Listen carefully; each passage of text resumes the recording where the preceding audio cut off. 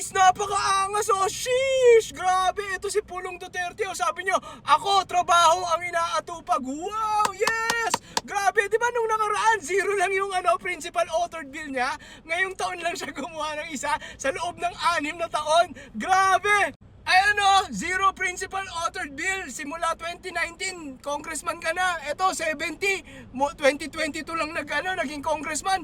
Anong ginagawa mo? Palamunin ka lang sa kongreso. Ang malupit pa dito, hindi ka pa pumapasok. So, paano mo sinasabing trabaho lang inaatupag mo? Aning talaga itong mga Duterte. Tapos ngayon, ayaw mo na rin humarap sa ICI. Ibig sabihin, talagang meron kang tinatago dyan sa 51 billion flood control mo sa Davao City. Kaya binabaha pa rin yan kasi mga binulsa mo lang yan eh. Di ba?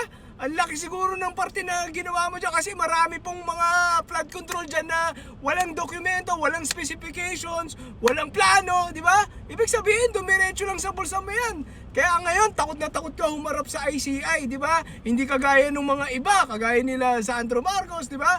Handang makipagtulungan sa ICI, di ba? Sa investigasyon.